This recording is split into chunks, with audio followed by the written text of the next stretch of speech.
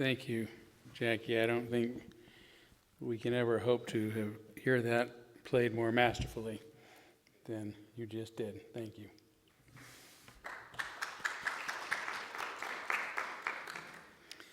So this is a Conversations with Todd Sunday, which I try to do about once a quarter. It's been a while since we've done one where I respond to questions from the floor. I try not to deal with church business matters, but otherwise most everything's up for grabs. So we'll go back and forth between those of you who are in the room with us and maybe check in on our folks who are Zooming in a little bit too. But anybody have, let's see, maybe we can get a microphone out. Dan, would you mind, Tara, thank you. Do you mind just carrying a mic around with you so people can hear the questions, especially those. Check. Thank you, especially those who are online with us. So Karen, if you'll Karen has her hand up here at the front. That way everyone can hear. Thanks. Well, we've all, as we all know, we've just had another horrific assassination of a young firebrand right-winger, Charlie Kirk. And there's been lots of eruptions, including the cancellation of comedians in a threat to free speech. I'm wondering, from your perspective, if you were writing an op-ed for the New York Times on this week, what would you say? Oh, wow. Okay. Here I go. You had to do it to me, didn't you? No, I do want to respond to that, actually. I appreciate you asking. I mean, it goes without saying that anyone, just because somebody is critical of Charlie Kirk does not mean that they are for assassination, okay? So I'm not going to go into a preamble of apologetics for my opinion here. Certainly, I don't believe that people should be assassinated for their opinion. I noticed two things that have disturbed me greatly. One is the immediate deification of an individual whose comments certainly he should have been able to make, but were highly incendiary. They did not bring people together. They tore communities apart based on ideology. This individual was not a saint who was a bastion for freedom of speech. I'm sorry, that was not his point of existence. So that bothers me, the sort of immediate deification, almost deification of the Republican Party. What bothers me worse is what seems to be at least the GOP leadership treating Charlie Kirk's death as if it were the only death, the only unjust, unnecessary death that has ever happened in this country. We have them happen every week. There are children being killed in our schools with guns every week on the same day. And we don't get that kind of response. We don't get any response. They just keep letting it happen. The inability of extremists on both sides of the aisle to reflect on their own behavior, to understand the projection of their own evils onto others is really disturbing to me. I'm trying to think of one of the terms that was used towards me when my book came out it was this idea that, well, he's free to speak, but he'll be held accountable. He gets to be held accountable for his speech. This is the UUA, what's supposed to be the most liberal organization, that doesn't understand that's a contradiction, right? If you're held accountable for what you say, you are not free to say it. And yet we've heard Donald Trump saying the exact same thing this week about people who say anything even slightly critical against the lie that he is a deity who has been martyred.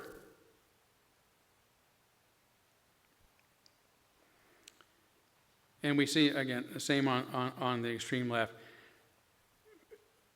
We have to make our freedom to express ourselves primary.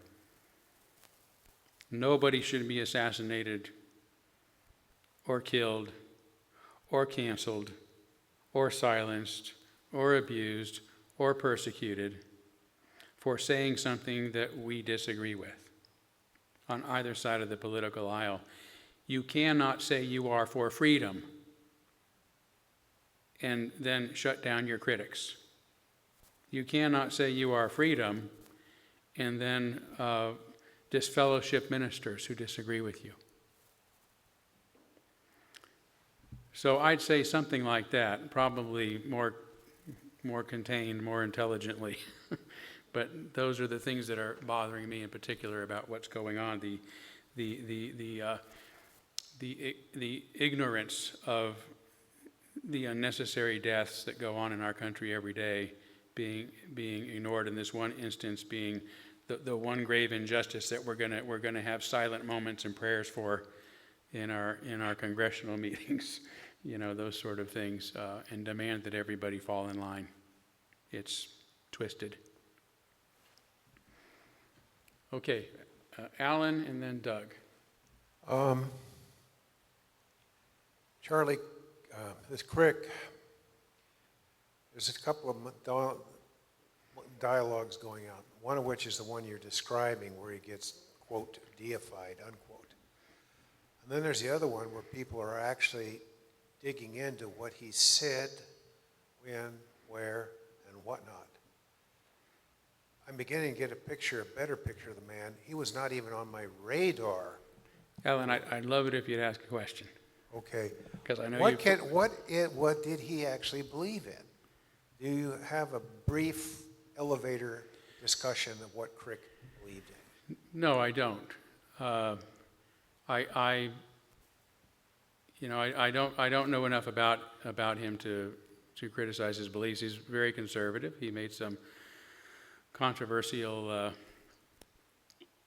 comments for sure. I don't know how much of it was born in sincerity, how much of it is a result of becoming a huge celebrity based upon making controversial statements. There was a new South Park episode on this just a couple of weeks before this happened that lampooned Charlie Kirk just for that. And the Comedy Channel pulled it last week. Fortunately, Paramount Plus, of all places, which I think is CBS owned, did not, so you can still go on and watch it there. But, I think there is some question as to the motives of why folks make such outlandish, controversial statements. There's a lot of celebrity that goes with that these days. So I don't know Charlie Kirk well enough to know how sincere he was and how much he was, riding a wave to fame and fortune. So Doug, and then we'll check in with our folks on Zoom. Todd, I wonder if you'd be willing to share with us more of your background in your conversion or your transformation from Baptist, I believe, Yep. to who you are now. And where I'm coming from is that, the very tough part of my life, the toughest part of my adult life was my waking up to how I had been programmed and taught to hate myself for being gay. Yeah. So was this sort of a coming out process for you? What was it, particularly emotionally, to make this transition? I think I fundamentally have always wanted to understand what is true. And for a period of my life, from my teen years until my young adulthood, I believed that Christianity was true, particularly in the Southern Baptist form of it, right? Because that happened to be the church I fell into. And I was really into it as a teenager. I was, really read fundamentalist Christian books and really believed that end times were here, and it was all very exciting in many ways. And then I went to Southern Baptist College in Brownwood, Texas, which was a liberal arts school. And even though I was studying ministry and in the school of Christian studies, we had to take a lot of a variety of classes, as any reputable liberal arts would do. And all of our professors, be they Southern Baptist ministers or not, were, very critical thinkers. And so not only were they being, applying critical theory to study of the Bible and doctrines and those sort of things, I went in just thinking Matthew was written by Matthew, Mark was written by Mark, Luke. None of that's true, Matthew is actually named Matthew because it holds a contradiction in its list of disciples, right? So one of the I think it's Simon and Matthew. So the other Gospels have Simon, I think, is the name of the disciple, and the Gospel of Matthew lists Matthew instead.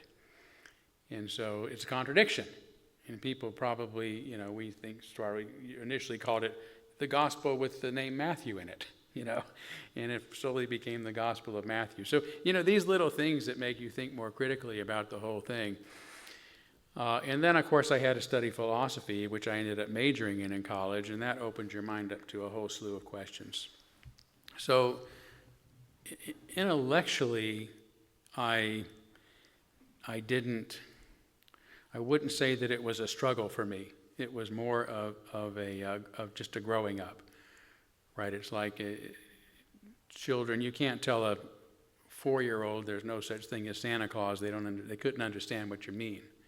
Of course, there's such things. Of course, there's rabbits that go around leaving eggs and fairies that put coins under your pillow, and because they don't understand, they've not engaged enough with the real world to understand the physics of it and how things work. Right, but they get us to a certain age, they figure it out for themselves.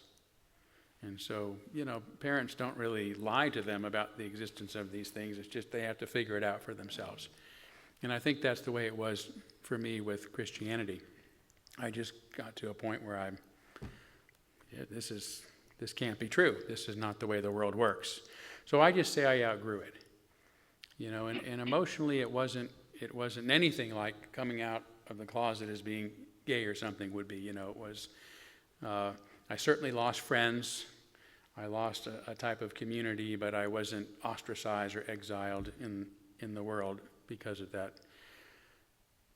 stance, right? It's not been as hard a transition as being an outcast within my own religion now. That's much more emotionally traumatic for me. And really life-changing. I mean, it's changed my attitude in many ways. I'm not as open to putting up with people's BS as I used to be. So if I have a hard edge on me, sometimes you'll know why. But mostly when people ask what happened, how did you become so disillusioned? I say, first of all, I don't want to be illusioned, so being disillusioned is good. And secondly, I didn't have disillusionment. I just grew up. I outgrew it. I realized as my brain matured that these things can't be true. That's not how the world works. People don't walk on water. Miracles aren't performed. They're not born of virgins. They don't rise from the dead. All of these things. God doesn't dictate what goes in books, and then those books hold the truth in all circumstances throughout time. It was just more of an intellectual realization and an intellectual awakening, I'd say. Yeah. So let's turn to our friends on Zoom and just see if there's anyone that has a question.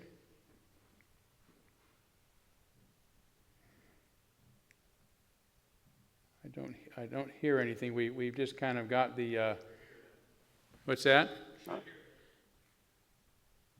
Go ahead, John. Okay, go ahead. Hey, Todd, how are you? Good. Is that John Miller? Oh. John Miller, right? I'm trying to see you. Oh, my yes. old friend. Good.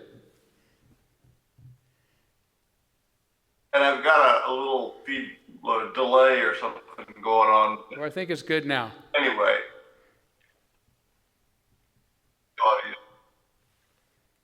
I have a question that may or may not interest anyone else, but uh,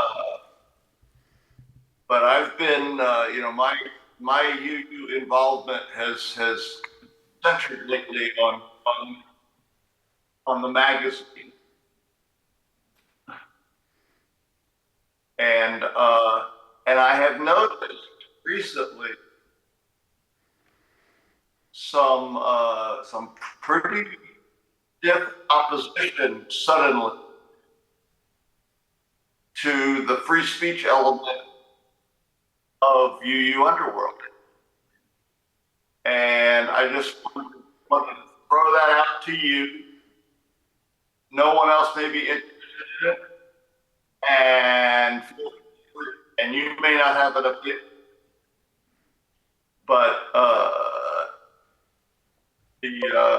the whole idea of UU Underworld is that it's totally unfiltered, and I'm getting some feedback, not from my contributors or anything, but I think from Boston, and some Unitarian churches have dropped their mention of the magazine. So anyway, I don't know. I just want to throw that out there. Feel free to ignore it or go over it or as briefly as you want or whatever, because it is kind of personal to me. That's kind of my main focus right now. So I just wondered if there was something going on and how that might relate to current events, because there's a lot of, non, First Amendment type stuff going on, and I hate to see that in Unitarian Universalism. So anyway, that's my question or my comment or whatever. So Great. Well, John, there you are. so let me fill folks in just a little bit who don't know. So you may have caught that John is the founder and editor of an online magazine called UU Underworld. If you've not seen it, it is full of articles pertinent to a lot of things, I think, of interest to religious liberals of any kind. John was also a member of my congregation in Louisville, Kentucky for many years, so we go back a long way.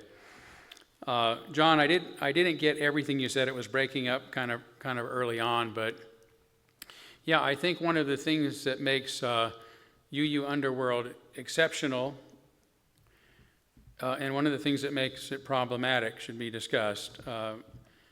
It's exceptional because it literally is a magazine that is almost unfiltered, right? Anybody who submits something has a high likelihood of getting something in, right? It's not a platform about being perfect or even accuracy. It's a platform about giving people a voice. And that's why NAUA has opened up a space during its presentations at our summit coming up for UU Underworld to talk about the importance of having that kind of platform, particularly in our liberal religion. So one, I want to thank you for doing that, John, and for creating that kind of a platform. I think it is problematic that for a lot of organizations, including NAUA to some extent. So we have policies about how much we can cross-pollinate, if you will, because we do want to have the editorial proofing of material that goes into the things that we get behind, right? So that's one of the issues that I think UU Underworld will always have, unless there is somebody going in and really scrutinizing what is being said and looking for evidence-based articles, which takes a lot more work. There's a lot more constriction. There's a lot more restriction on those who can contribute to it. So I would say that from my perspective, there are sources of information that I would find more trustworthy as far as being willing to repeat the information and use it. But there are a lot of articles in there that they are accurate, and there's some that aren't there pretending to be accurate. They're not giving facts. They're not giving data. They are giving opinion. So there's a lot of opinion pieces in it, and a lot of rich food for thought on that basis. So if you like hearing what people are thinking about things, their sort of personal opinions about some of the stuff that's going on in the world, I think it also serves is a real service there. So I hope that helps. I mean, I just want to say that, my opinion is twofold, that we need information that we can rely upon and we're sure has been vetted as well as possible. And we need platforms that allow people to speak and share whatever they want to share. And I think that UU Underworld serves the latter purpose excellently. So maybe time for one more question, and I hope that got to your question, John. I like I said, I couldn't hear the whole thing, but give me a thumbs up or a thumbs over or a thumbs down. Oh, Joyce, you have your hand up. Go ahead. Good morning. Good morning. I'm curious about the phenomenon we call the great unchurching, people leaving organized religion. And I wonder what you think, does that provide us an opportunity for free faith fellowships? And would we be wise to quit using the term religion and start using the term fellowship or community? My sense is people are in need of community, but not religion in the traditional sense. Is this an opening for us? Really good question. Yeah, it is an opportunity, but the question is, what do we want to give up to take advantage of the opportunity? Right, so is that our purpose? Is our purpose in the world to create a community for anybody who wants to come and be part of a community? And what do we need to do to take advantage of that opportunity? Now, that's not what I'm saying you're necessarily implying here, Joyce. But that is one of the problems. That's actually one of the problems behind the philosophy that got the UUA into the situation it did. Right? They saw some of the data coming out about the rise of the so-called nuns, the NONESs, who were unchurched, and they wanted to bring them in to the fold. And they literally said, in order to do that, we need to become a more religious, a more spiritual sort of community. And that's where some of these changes were encouraged, including, the trinity of errors. I can't remember exactly what those all were right now, but pretty much, freedom to think for ourselves, our anti-authoritarianism, those sort of things. Were the things that make us UUs, being non-doctrinal, that kind of stuff, is something they started talking about changing so that we could take advantage of the nuns. So I would say I would be careful of what opportunity it is we're trying to take advantage of.